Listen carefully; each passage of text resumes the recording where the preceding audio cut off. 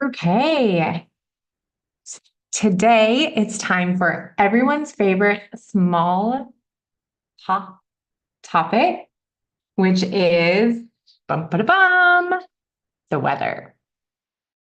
And I hope that it's actually live while I'm saying that so that you heard me. In case we haven't met, hello, hello. I am your very friendly English teacher, Vicky Kelty, here to bring you even more opportunities for great conversations in English. And maybe the conversation will be about the weather because that is a super common thing to have conversations about. So I want to know, which is worse for you? Humid heat in the summer or dry heat? Let me know in the comments because that is specifically what I'm going to be talking about. As Nebraska has super humid summers, and where I'm at in Spain, in the Castilla-La Mancha, I was going to say Castilla-La Mancha area. So then I said the Castilla-La Mancha, like the in in the province of Toledo. There you go. In Castilla-La Mancha, we have dry heat in the summer. And I, of course, will be sharing which one I prefer. But I just wanted to talk a little bit about each of those. And I'm not really sure. I was like, do I want to hold this in front of the microphone or behind the microphone or like on top of it? But yeah, so funny thing, I got my bangs trimmed today and I have like little hairs on my face from when so if you see me going like this, it's because I can feel the hairs from when she trimmed my bangs, but I digress. So, okay, let's focus on Nebraska humid, horrible, no offense, Nebraska, but humid, horrible summer weather first. So, if you have not experienced humid summer, the best way I can describe it is to say sticky. I just feel like the moment you step outside, the moment you get that humid weather touching your skin, it's just sticky. And to give you an idea of what it's like to be in humid weather, this is my favorite thing about it because I think it's just so silly that you have the temperature, like the air temperature.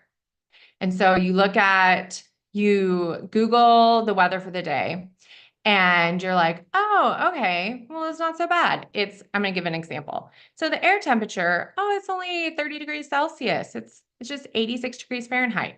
It's not bad. But then the humidity is, in this example that I'm going to give, 70%. And you're like, oh, what does that mean? What does this even mean? Well, then you have the heat index. And so that's going to give you this is what this actually feels like temperature, which is what the temperature they just should have given you to begin with. Let's face it, because this is the temperature you want to know before you go outside. What is this going to feel like on my skin? How sticky am I going to be? Sticky Vicky. So if the humidity was 70%, that would mean that the temperature is, that's my drum roll. I guess it was more of a trumpet this time. But the temperature would be 35 degrees Celsius or 95 degrees Fahrenheit. So it was 30. You're like, oh, not a bad day. It was 30. And now it's 35 because of that lovely humidity. And that, my friends, is why I find humid weather to be so, like, such a conundrum. It's just like, you don't know what you're going to get. You really don't know.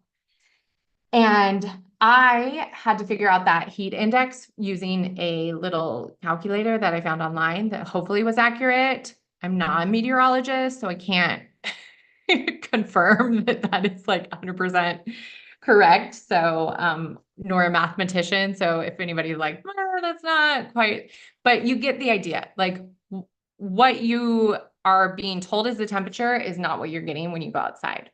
So that's what you prepare for. If you've never been in humid weather before, please prepare yourself.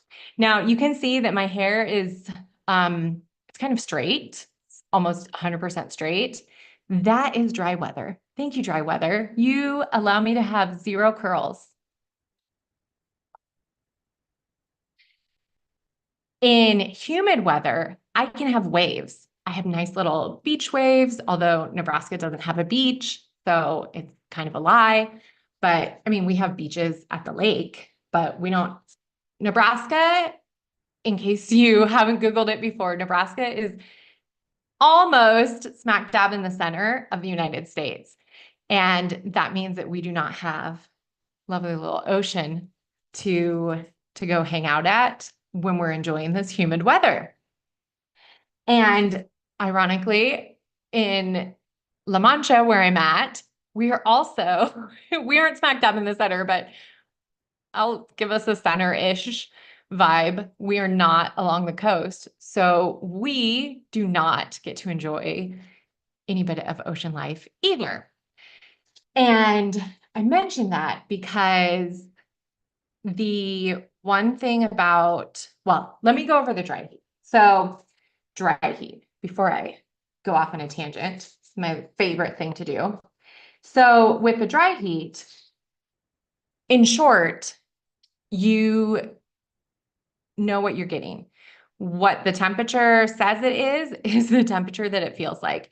So let's see, yesterday, I think I wrote down that the humidity was like 13%. I mean, it might as well be zero. It just like, they said it was 100 degrees. I went outside and I'm like, okay, it's 100 degrees. Nice. Not nice. I mean, it's hot, but it doesn't feel sticky. Like you sweat, but it just doesn't feel sticky like the humid heat. I don't know how else to explain it. You'll just have to try both and tell me if you agree with that description. But I find it comforting that the weatherman says it's 100 and I go outside, it's 100. So what's 100? Like 38 degrees Celsius. That's hot. That's hot, but you know what you're getting. You're not getting surprised. And honestly, if I just keep to the shade when I'm walking around town, I don't find it to be that horrible. And in fact, like this is getting into the next part of how do I stay cool in Nebraska versus in Spain, in the dry heat of Spain where I'm at versus the humid heat of Nebraska. So with Nebraska, a lot of the things that we do are indoor things, or at least the things that I choose to do. Other people may choose differently, and that is fine. You enjoy your humid heat adventures. I love bouncing from place to place and doing a lot of nice little indoor activities that are usually in air-conditioned venues. And actually, when I'm home, my mom has to remind me, Vicky, don't forget to put a cardigan in the back of the car so that when we go to such and such place for lunch or for dinner, you don't freeze, because they turn these restaurants into little ice boxes. They are so cold. And you would think, oh, that's really nice. That's very comforting to have an ice box to eat it. But actually, I wish they would choose something a little more, not going from the extreme humid heat to the extreme freezing temperature, but it is what it is. So that's basically how I stay cool in Nebraska. Is when I go for walks with my mom, we either go really early in the morning, and if we can't, then we go for a walk in the mall, which is air conditioned. And yeah, they have mall walkers in Nebraska, by the way. I don't know if they do that in other places. Let me know if that's something that they do where you're at. But and then we just don't do a lot of outdoor eating as versus in Spain, like they have these terraces that they have, it sounds really luxurious to call it a terrace, but it's just part of the street that they put a bunch of chairs and then maybe some umbrellas over them if they're, super fancy. And we'll just go out and we'll get a drink. And generally, I wouldn't say that we would do that after, um, I'm going to say like 2 o'clock, like do it before lunch and then come back after 8 o'clock. And if it's closer to 9 or 10, when the sun is gone, that'd probably be a better time to come and sit on the terrace and have your tinto de verano or some other nice drink to cool off from the dry summer heat. But that's just not something I would think to do. Maybe. And I mean, I do remember times that we went to like outdoor, like Pinewood Bowl in Nebraska, where you go and watch like a musical on a stage in this park. And I would say they start at like maybe 8 o'clock. So it starts with some sunlight still and then starts to get into nighttime as it goes on. But other than those kinds of really cool events, I would not go out in the humid heat. I'm not going to suffer like that. Sorry. And so the other way to stay cool in Spain is hand fan for sure. And I have them scattered all over the house. I have them in our car. I have them in my purses so that I will not forget my hand fan when I go places. That's the worst feeling when you reach into your purse and you're like, oh my gosh, I don't have my hand fan. It's gonna be so hot. I have ceiling fans and electric fans, like all the different kind of fans possible is one of the main ways that I stay cool. Fun fact, there is almost no breeze in our town. So at nighttime, it does not get cooler. It stays hot. You don't start to feel that the town has cooled down until 5 or 6 in the morning. So, when the cats are having breakfast, it is, yeah. In that way, Nebraska is better because we have the central air in the house. You sleep like a baby, the humidity is forgotten, and then you start your new day with humidity in your life. But getting a good night's sleep without central air, even with dry heat, for me, it's, yeah, super complicated. Not gonna lie, that is one of the things that I struggle with here. Okay, so it's come to the point where I ask once again, having heard about these different adventures of mine with the Nebraska, confuse myself, with the Nebraska humid heat and the Spain dry heat, which do you prefer? And can you guess which one I prefer? Let me know in the comments what you think I prefer. 5, 4, 3, 2, 1. I prefer spring weather. I do not prefer humid or dry. I don't like either one. I prefer just another season with another weather. So there you go. I do like having little waves though in my hair, I must admit. I think if I had to choose, I would choose like the humid weather of the beach because it's like a vacation. And so it's just a different vibe of enjoying humid weather there. And also it can get nice and cool than in the evening times, which, like I said, we don't get to experience that here in good old La Mancha. But tell me what it's like where you are. Is it outrageously hot, either humid or dry? Or are you currently like in a winter season? Are you one of those countries that gets to be enjoying winter right now? Let me know. And I just want to reiterate that, like I said in the beginning,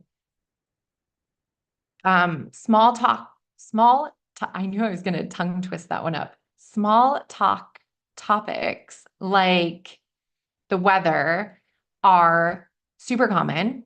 And I think personally that they are a really great topic to be familiar with because they are just so versatile. You can use, I laugh because I will talk to random strangers on the street walking in Spain and tell them about the weather. I'll just be, like walking along and I'm like, whoo, it's a hot one today.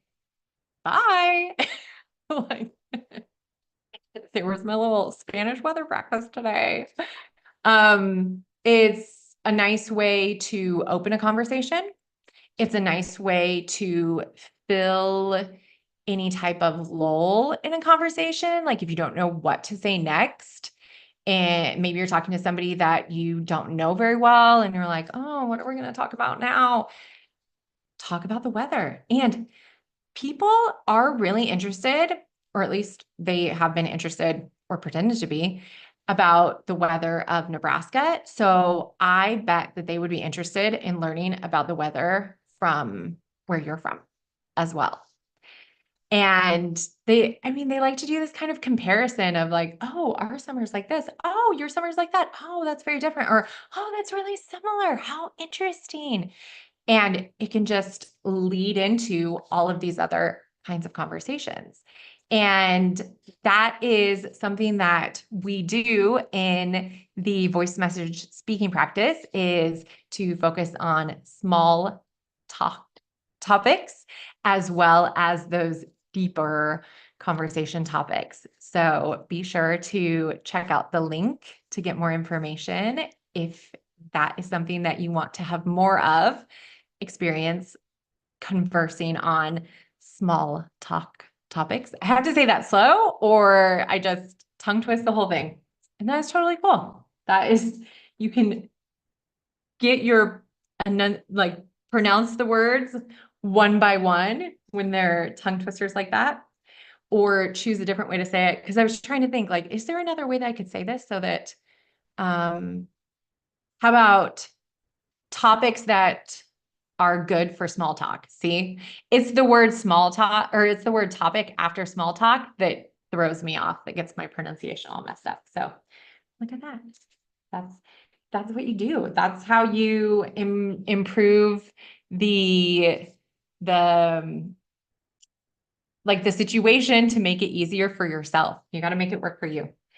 Okay. I don't think I have anything else to say.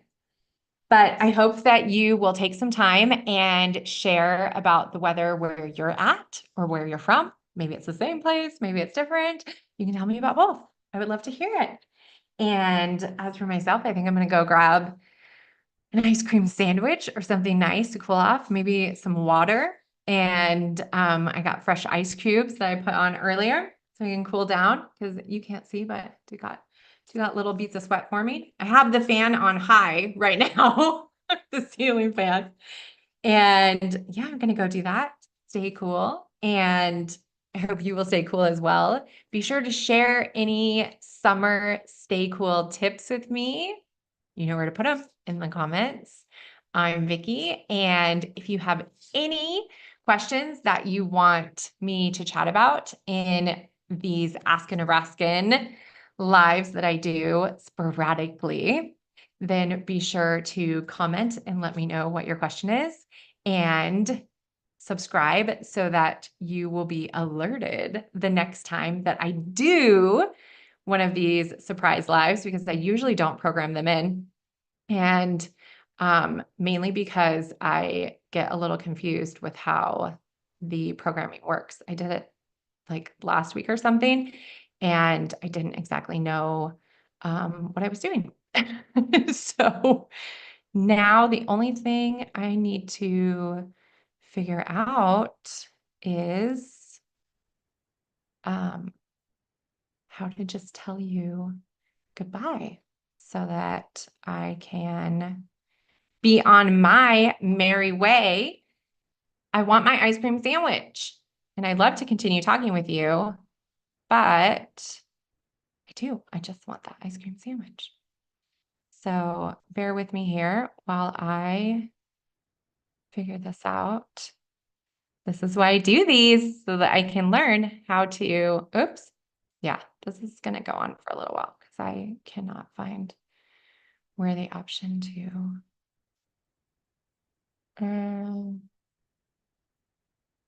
end this is.